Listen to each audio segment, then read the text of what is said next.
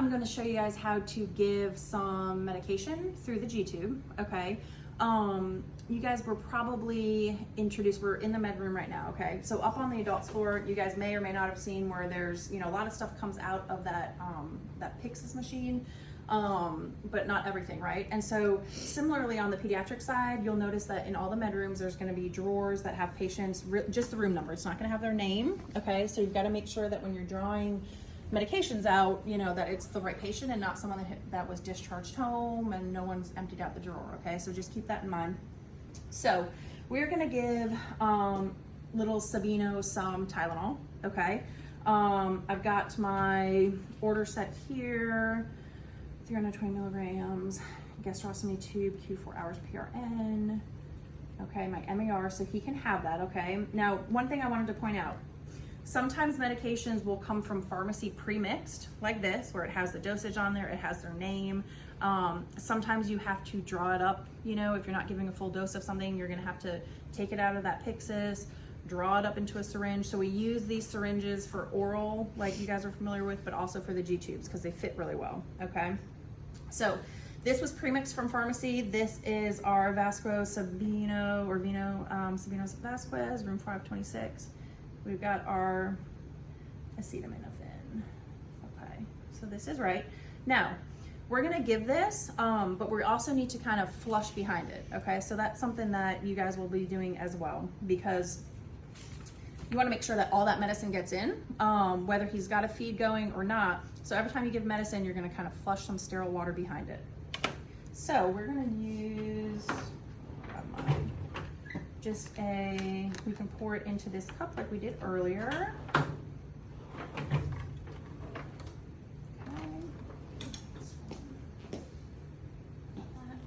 Often up on the floor, they'll have sterile water just at that med cart. The big thing is, remember how good this is, how long this is good for, 24 hours, okay? So if you're ever opening sterile water or anything like that, you're dating it, and you're timing it and you're putting your initials, okay? And if it's been longer than 24 hours, we're getting new sterile water.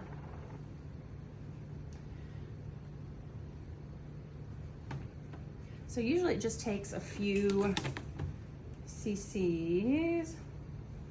I'll pull up about 10, but we won't often give that much.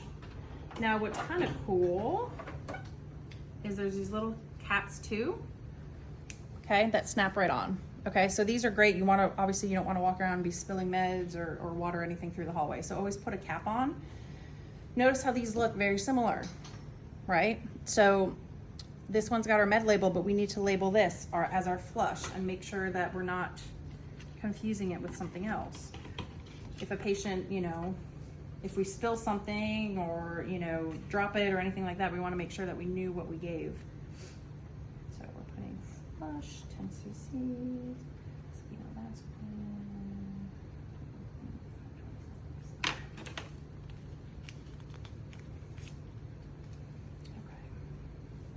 So I've got my label on.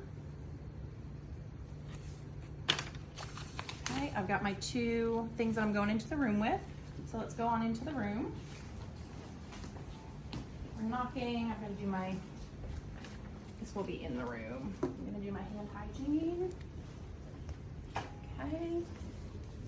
So remember, when we're in the room with a patient, we're verifying that it is the correct patient. Sabino Vasquez, tell me your birthday, 3/3/20, okay, so that's good. Okay, we're gonna give you some Tylenol, some acetaminophen, 320 milligrams, G-tube, Q4 hours. He hasn't had it in a while, so we can give it acetaminophen, 320 milligrams, Sabino Vasquez, okay. We are good. So I'm gonna get my gloves on, remember? So remember, we hooked up our feed is currently running, and you can tell that because it's got this little drop going, okay? So what's nice is you don't have to disconnect this whole thing in order to give this med, okay? Okay, buddy, I'm gonna just give you some medicine, make you feel better. So remember that this clamp is closed. I mean, it's open right now because the feed is going. What I'm gonna do is I'm gonna hold this feed.